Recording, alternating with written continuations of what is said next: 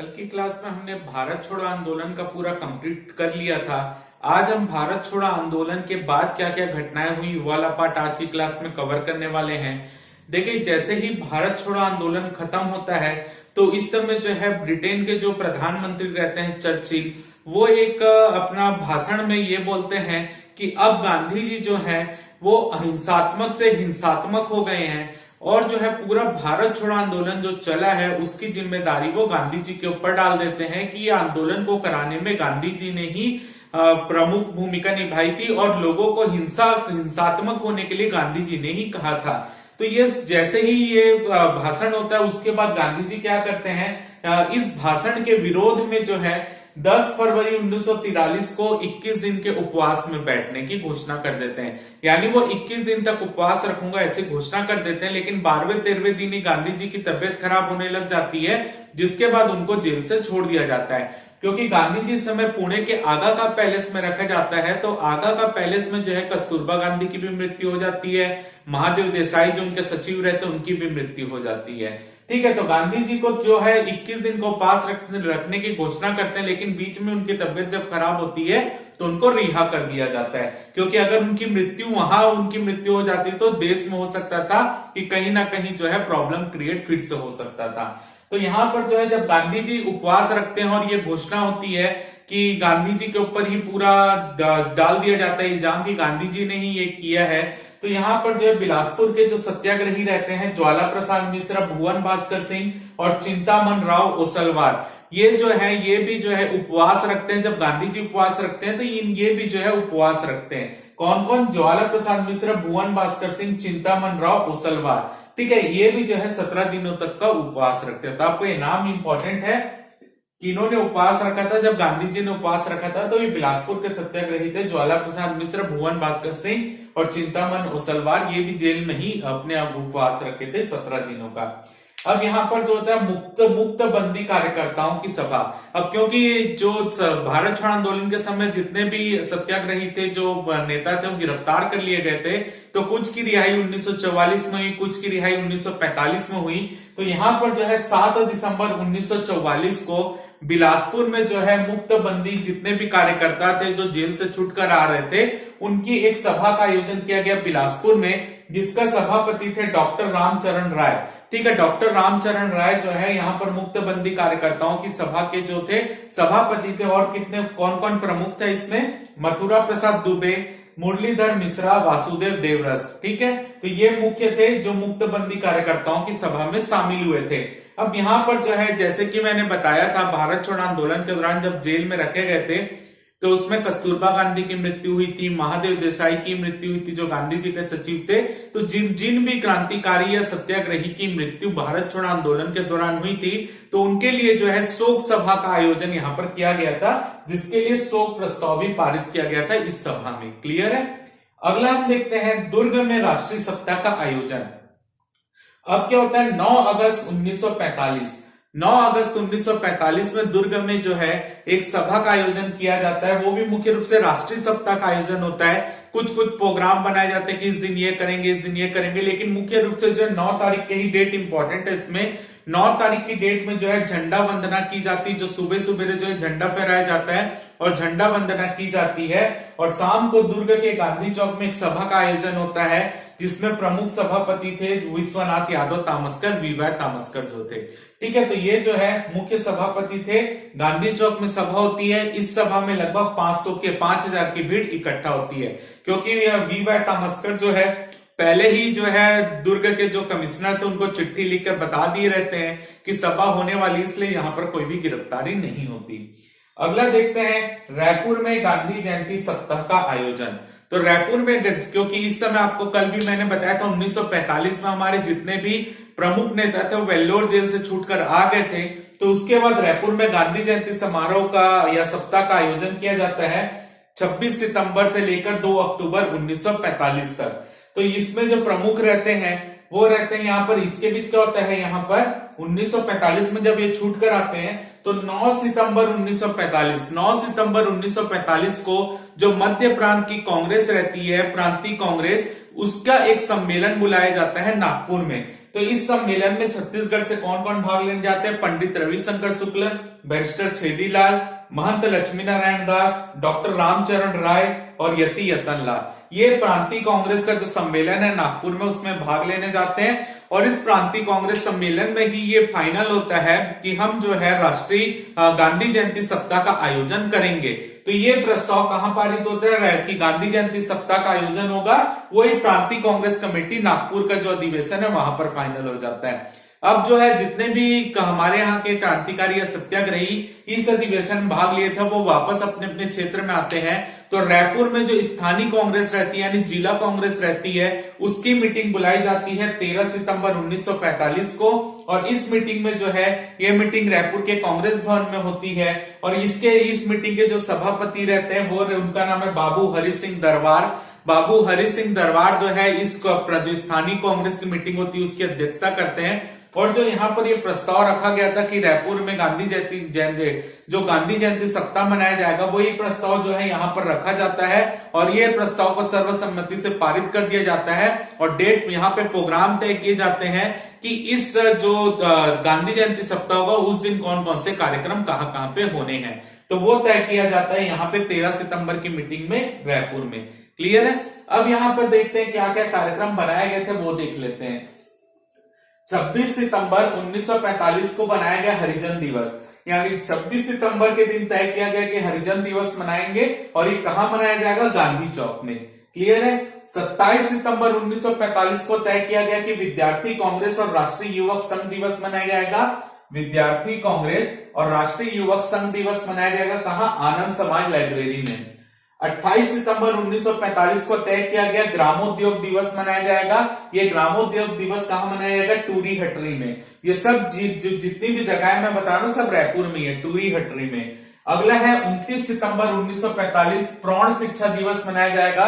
प्रौढ़ शिक्षा दिवस कहां मनाया जाएगा? गोल बाजार में। अगला है 30 सितंबर 1945। 30 सितंबर 1945 को मनाया जाएगा मजदूर कांग्रेस दिवस। और ये मजदूर कांग्रेस दिवस कहां मनाया जाएगा? राम सागर पारा में। अगला है 1 अक्टूबर 1945। 1 अक्टूबर 1945 में किसान कांग्रेस दिवस मनाया जाएगा। और ये कहां मनाया जाएगा? गुड़ियारी में। और आखिरी है 2 अक्टूबर 1945 गांधी जयंती के दिन जो है राष्ट्रीय विद्यालय से एक जुलूस निकाला जाएगा जो कि गांधी जयंती में जाएगा, गांधी चौक में जाएगा। और गांधी चौक में सभा का आयोजन होगा। तो ये कार्यक्रम तय किया गया। बस इतना कार्यक्रम था, क्योंकि अभी अभी सब जेल से छूट कर आए थे, तो उतना किसी में भी कोई ऐसा नेतृत्व करता बड़ा नेता नहीं था। तो आपके पेपर में बस ये पूछा जा सकता है हरिजन दिवस कहां मनाया गया? गांधी चौक में। विद्यार्थी कांग्रेस राष्ट्रीय युवक संघ दिवस कहां मनाया गया? आनंद समाज लाइब्रेरी में। तो ये मैचिंग में पूछा जा सकता है कि ये दिवस कहां पे मनाया गया था। ठीक है, तो ये पूरा आपका इंपॉर्टेंट है कि यहां पर हमने पढ़ा कि जब बड़े नेता यहां पर छूट कर आ रहे हैं तो उनका पहला कार्यक्रम क्या था? गांधी जयंती सप्ताह का आयोजन, जो कि रायपुर में हुआ। इसके अलावा दुर्ग, बिलासपुर यहां पर भी हुआ था, लेकिन जो मेन था वो रायपुर का ही था। अगला हम देखते हैं आजाद हिंद फौज। आजाद हिंद फौज, जैसे कि आपको यहां पर पता ही है कि जो हमारे रास बिहारी बोस थे वो जब वहां पे पहुंचते हैं, रास बिहारी बोस जब वहां पहुंचते हैं अपना मुख्य रूप से सिंगापुर, तो वहां जाके वो इंडियन नेशनल आर्मी INA का गठन करते हैं। बाद में उसकी जो कार्यभार है वो आजाद हिंद फौज, जो INA जो है उसका नाम बदल के आजाद हिंद फौज किया जाता है। और उसके नेतृत्वकर्ता सुभाष चंद्र बोस बनते हैं, क्योंकि वो एक राष्ट्रीय, वो भारत को स्वतंत्र कराना चाह रहे थे उस समय।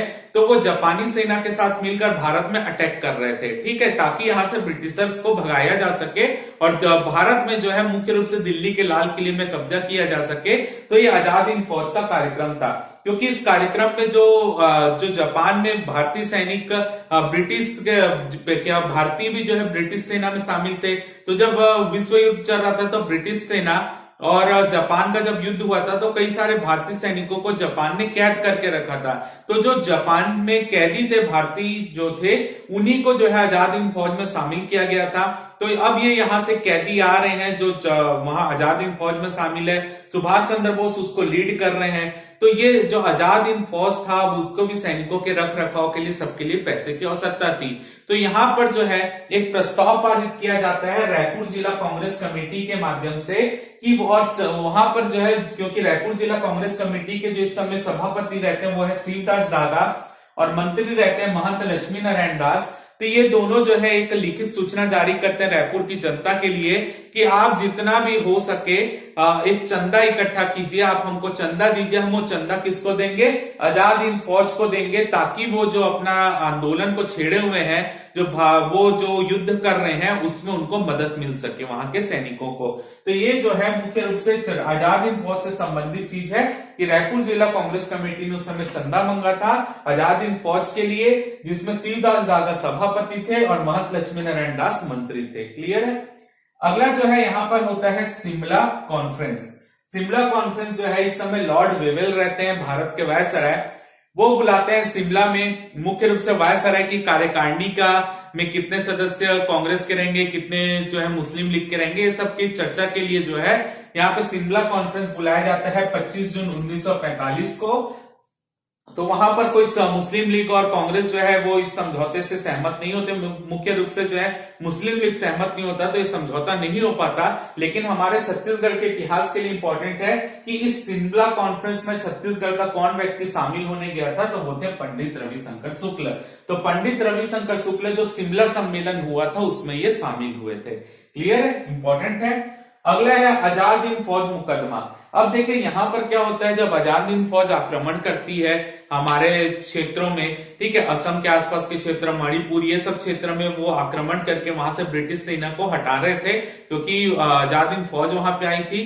तो उस समय जो है यहाँ पे कुछ सैनिकों को गिरफ्तार कर लिया जाता है, जिसमें से मतलब आजाद हिंद फौज के जो रहते हैं, पहले वो ब्रिटिश सेना में रहते हैं, लेकिन बाद में वो आजाद हिंद फौज में शामिल होते हैं, क्योंकि वो कैदी बना लिए जाते हैं जापान में। जैसे कि उसमें नाम था शहनवाज हुसैन, ठीक है, और जो था सहगल, डिल्ला, ये जो है ढिल्लो, जो ये तीन ऐसे जो सेनापति, उनको पकड़ लिया जाता है इस जब आजाद हिंद फौज आक्रमण करती है भारत में, तो उनको पकड़ के उनके ऊपर दिल्ली में लाल किला मुकदमा चलता है। इंडियन हिस्ट्री का पार्ट है वो।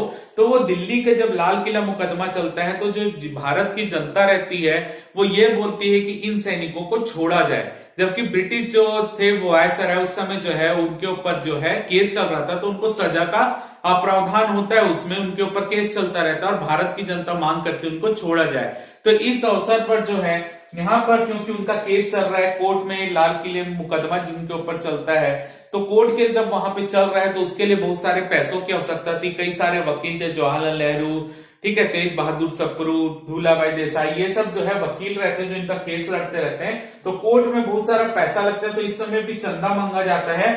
तो यहाँ पर बिलासपुर में जो है विद्यार्थी कांग्रेस ने जुलूस निकाला।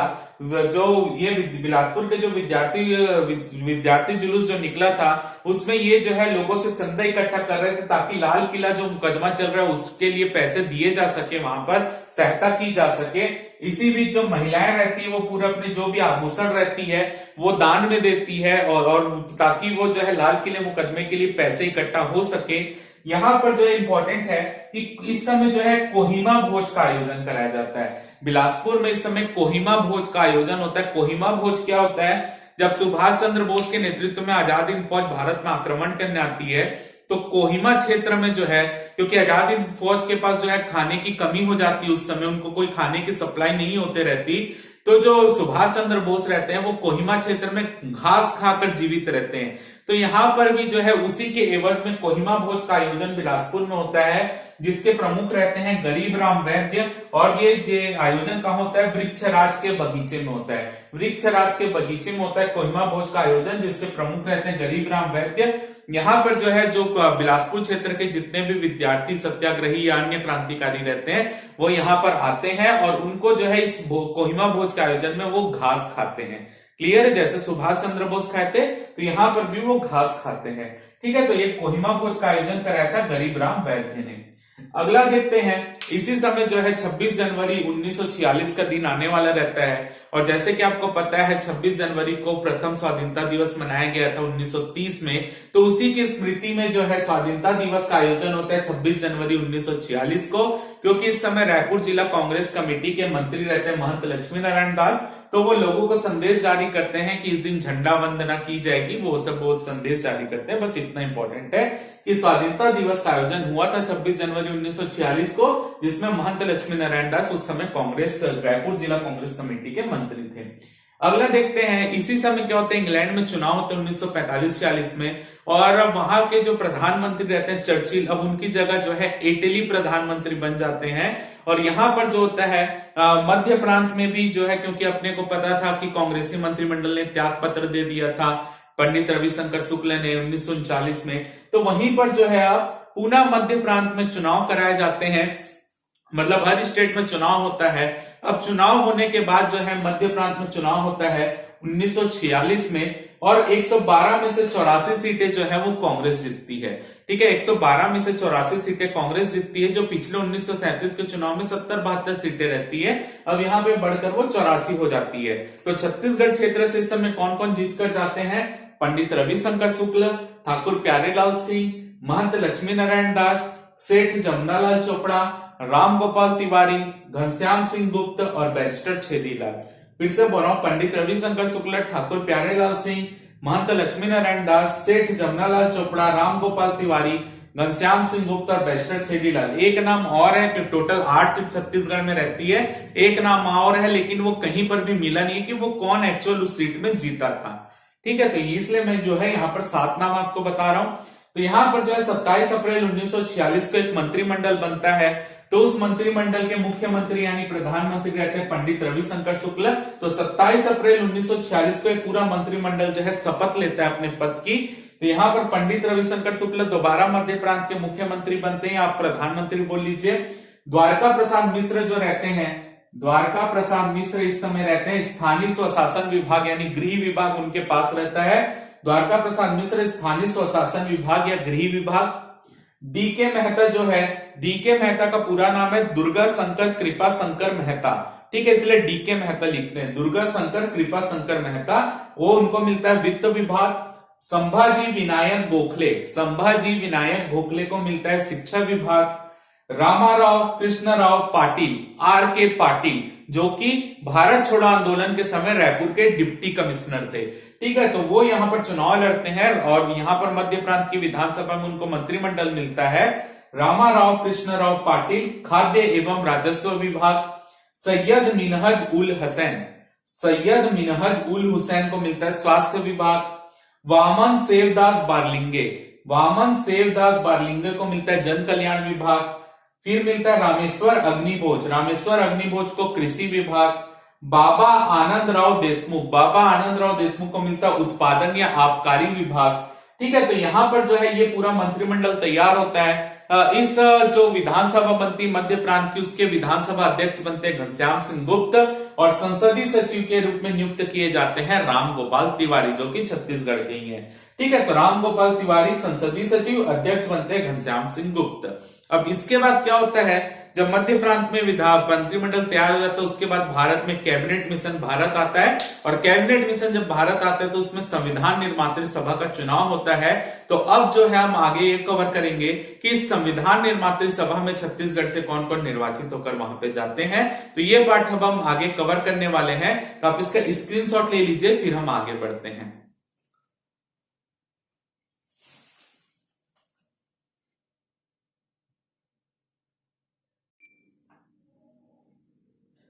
अब हम आगे बढ़ते हैं, और जैसे कि मैंने पहले बताया कि अब जो है यहाँ पर कैबिनेट मिशन भारत आता है, और कैबिनेट मिशन जो है वो भारत के लिए संविधान निर्माण के लिए एक संविधान सभा का गठन करने का प्रावधान करता है।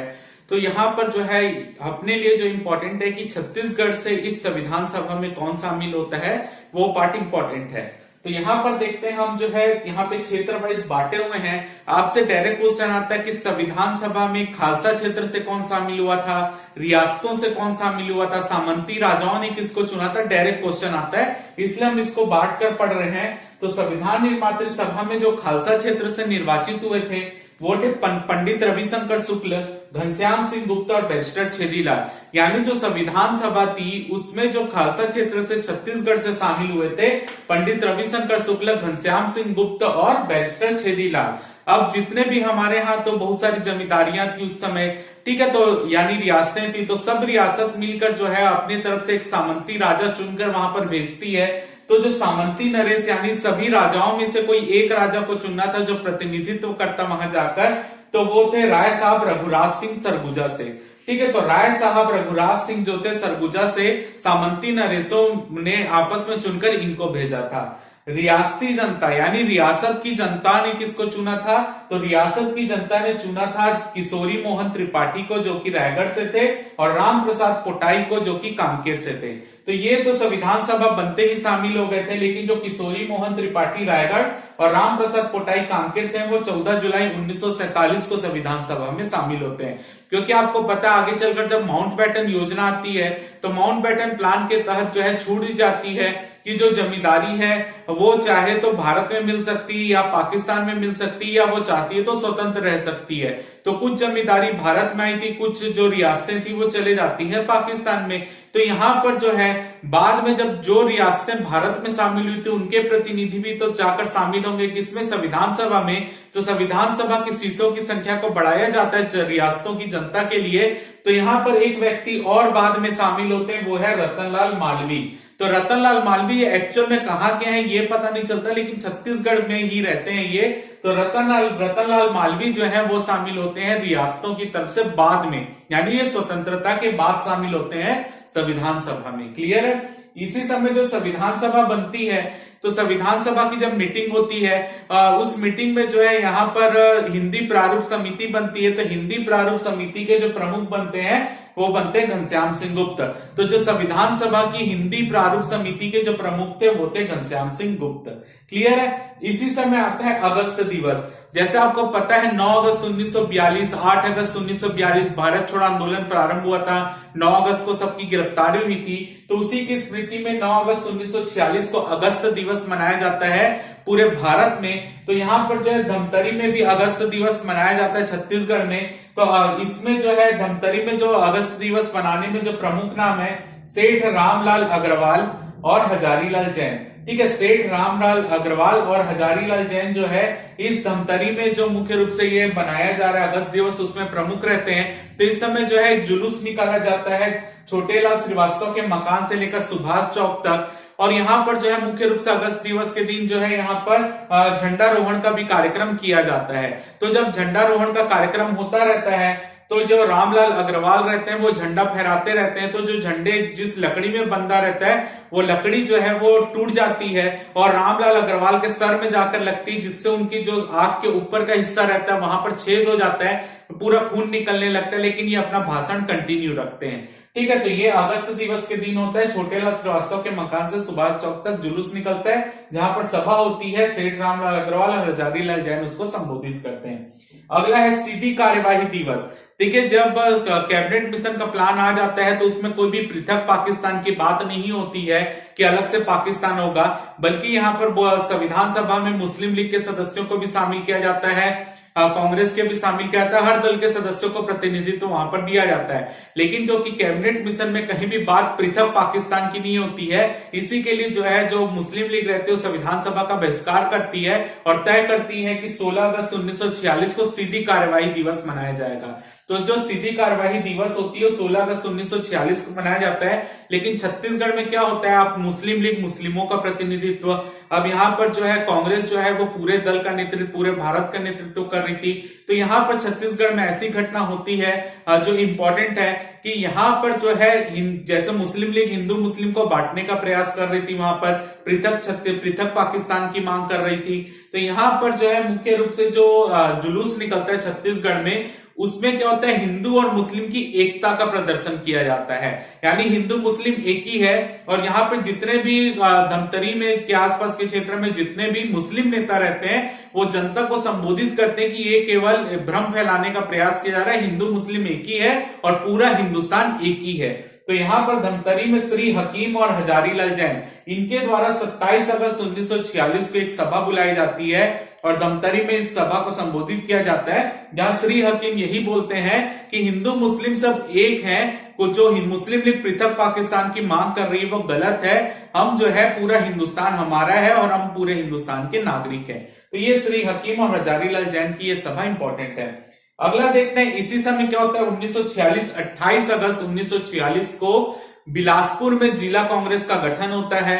ठीक है। और साथ ही साथ जो है बिलासपुर जिला तहसील कांग्रेस का गठन होता है, बिलासपुर नगर कांग्रेस का गठन होता है। तो इस समय बहुत सारे कांग्रेस का गठन होता है यहाँ पर, वो देख लेते हैं। तो बिलासपुर जिला कांग्रेस कमेटी, बिलासपुर जिला कांग्रेस कमेटी का यहाँ पर गठन होता है, ठीक है। एक्चुअल में ये पुनर्गठन हो रहा है यहाँ पर, ये सब चुनाव के बाद जो है जितने भी ये सब प्रॉब्लम आई थी, भारत छोड़ो आंदोलन, उसके बाद जो चुनाव हुए उसके बाद ये सब जो है एक प्रकार से बिलासपुर जिले में ये पुनर्गठन किया जा रहा है। तो जो बिलासपुर जिला कांग्रेस कमेटी रहती है उसके यहाँ पर पुनर्गठन होता है और बिलासपुर जिला कांग्रेस कमेटी के अध्यक्ष बनाए जाते हैं मुकुंद राम चितले। वैसे ही बिलासपुर नगर कमेटी का गठन होता है, बिलासपुर नगर कमेटी के अध्यक्ष बनाए जाते हैं राजाराम साहू, ठीक है। तो बिलासपुर जिला कांग्रेस कमेटी मुकुंद राम चितले, बिलासपुर नगर कमेटी राजाराम साहू 28 अगस्त 1946। इसी समय बिलासपुर तहसील कांग्रेस कमेटी भी पुनर्गठित होती है और बिलासपुर तहसील कांग्रेस कमेटी के जो अध्यक्ष बनाए जाते हैं वो है चिंतामन राव ओसलवार।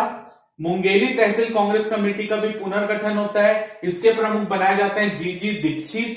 जांजगीर तहसील कांग्रेस कमेटी का भी पुनर्गठन होता है, इसके प्रमुख बनाए जाते हैं ज्वाला प्रसाद मिश्र। कटघोरा तहसील कांग्रेस कमेटी का भी पुनर्गठन होता है और इसके प्रमुख बनाए जाते हैं श्री लालचंद। तो आपसे डायरेक्ट क्वेश्चन पूछता है पेपर में, इनमें से कौन शामिल है कौन नहीं शामिल है, इस तरीके का क्वेश्चन आता रहता है। तो आपको याद रखना है बिलासपुर जिला कांग्रेस कमेटी मुकुंद राम चितले, नगर कमेटी राजाराम साहू, तहसील कमेटी चिंतामन राव ओसलवार, मुंगेली तहसील कांग्रेस कमेटी जीजी दीक्षित, जांजगीर तहसील कांग्रेस कमेटी ज्वाला प्रसाद मिश्र और कटघोरा तहसील कांग्रेस कमेटी श्री लालचंद। क्लियर है। अगला हम देखते हैं इसी बीच क्या होता है। 7 से 8 दिसंबर 1946 को रायपुर के अंतर्गत समोदा राजनीतिक परिषद सम्मेलन होता है। समोदा में राजनीतिक परिषद का सम्मेलन होता है जिसकी अध्यक्षता करते हैं खूबचंद बघेल, ठीक है। आया हुआ क्वेश्चन है। तो समोदा में राजनीतिक परिषद सम्मेलन होता है 7 से 8 दिसंबर 1946, जिसकी अध्यक्षता करते हैं खूबचंद बघेल। तो इस सम्मेलन में यह तय किया जाता है, कुछ प्रस्ताव लाए जाते हैं। जैसे कि आप देख रहे होंगे कांग्रेस के बहुत से लोग ही अलग अलग पदों पर काम कर रहे हैं, ठीक है। तो यहां पर एक प्रस्ताव लाया जाता है कि जो व्यक्ति वो केवल एक ही पद धारण करे और एक ही पद में रहते हुए जो है वो अपना काम को अच्छे से करे, ऐसा नहीं कि अलग अलग पद धारण करे।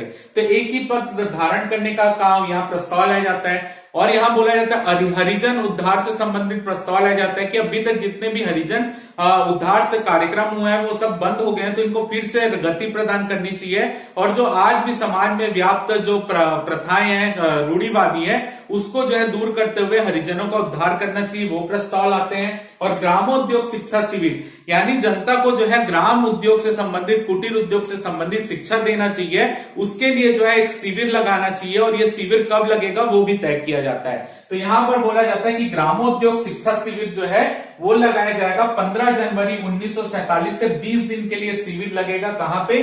सिलियारी ग्राम, तिल्दा के आसपास।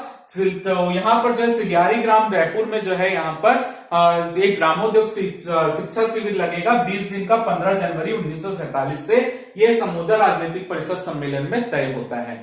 अगला देखते हैं, इसी में जो है बिलासपुर में विद्यार्थी सप्ताह का आयोजन होता है 13 से 15 दिसंबर 1946। तो जो यहाँ बिलासपुर में विद्यार्थी सप्ताह का आयोजन होता है तो यहाँ पर जो है जुलूस निकाला जाता है। जुलूस के साथ साथ फिर सनिचरी बाजार में सभा का आयोजन किया जाता है।